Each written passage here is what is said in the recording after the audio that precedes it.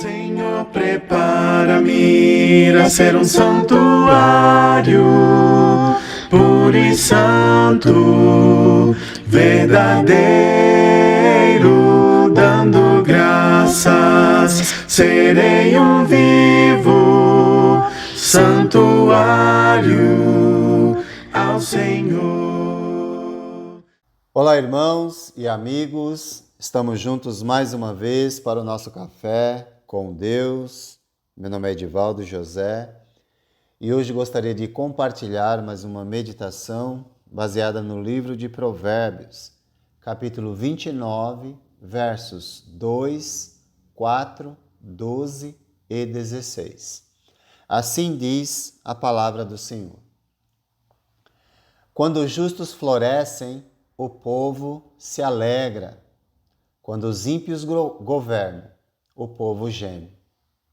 O rei que exerce a justiça dá estabilidade ao país, mas o que gosta de subornos o leva à ruína.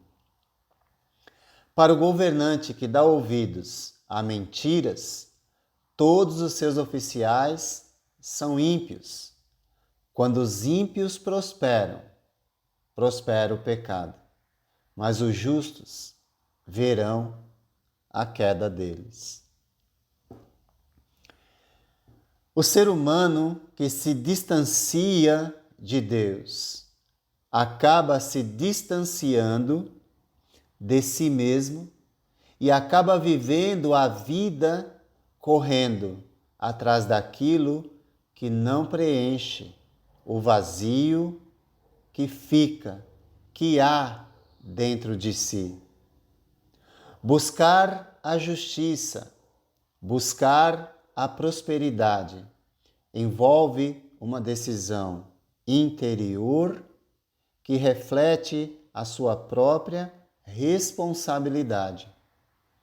No verso 2 que lemos, nos diz: quando os justos florescem, o povo se alegra. Quando os ímpios governam, o povo geme. Nós vemos mais uma vez os resultados de um governo justo e injusto apresentado aqui. Nós já vimos isso em outros momentos.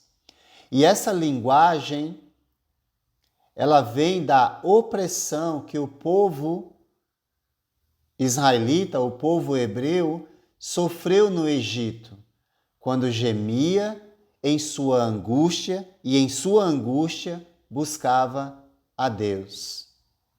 O sofrimento nos permite olhar para dentro de nós e marcar um encontro com o único que pode nos ajudar, Deus.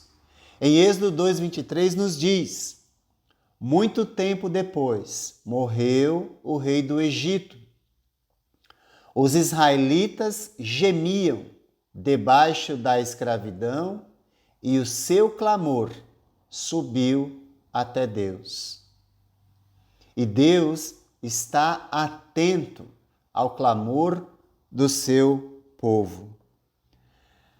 Na época dos juízes, quando Deus estava com o juiz, que era aquele que governava, liderava a nação.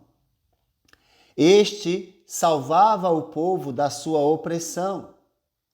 E sempre que o Senhor lhes levantava um juiz, ele estava com o juiz e o salvava das mãos dos seus inimigos, enquanto o juiz vivia. Pois o Senhor tinha misericórdia por causa dos gemidos deles diante daqueles que os oprimiam e os afligiam. Juízes 2:18. O problema do ser humano muitas vezes não é a opressão em si, porque a opressão machuca o corpo. Mas machucar a alma, o seu interior, é uma decisão que nós temos que tomar, se nós vamos permitir ou não que o opressor acesse o nosso interior. Quando nós conseguimos essa realização, nós clamamos àquele que pode nos ajudar em nossa aflição. Alguns poucos conseguem encontrar dentro de si mesmos elementos, forças para superar a dor e o sofrimento. Mas o problema do ser humano é a incapacidade de lidar com a liberdade que recebe. E essa liberdade acaba sendo o seu maior problema, porque acaba se passando algumas décadas depois de Deus conceder liberdade ao seu povo. E o povo se distanciava de Deus e acabava voltando para aquilo que desejava se livrar, a opressão dos inimigos. Mas não conseguia sozinho e por isso clamava.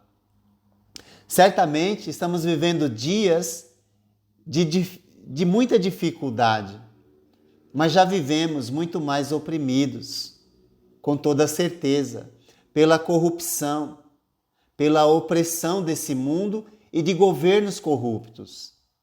E certamente nós somos responsáveis pelas escolhas que fazemos. Se vamos querer, desejar continuar sendo governados por corruptos constantemente em nossa vida, ou vamos tomar a decisão, a partir de nós mesmos, de fazer o que é certo.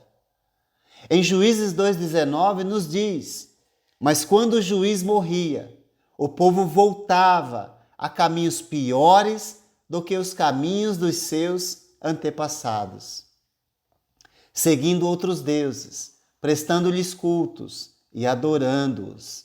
Recusavam-se a abandonar suas práticas e seu caminho obstinado, teimoso. Juízes 2,19 nos mostra que Deus ele concede liberdade, mas nós não podemos esquecer que a liberdade está acompanhada intimamente com responsabilidade. Pois quando os justos florescem, o povo se alegra. Quando ímpios governam, o povo geme. No verso 4 de Provérbios que lemos, nos diz: o rei que exerce a justiça dá estabilidade ao país, mas o que gosta de subornos o leva à ruína.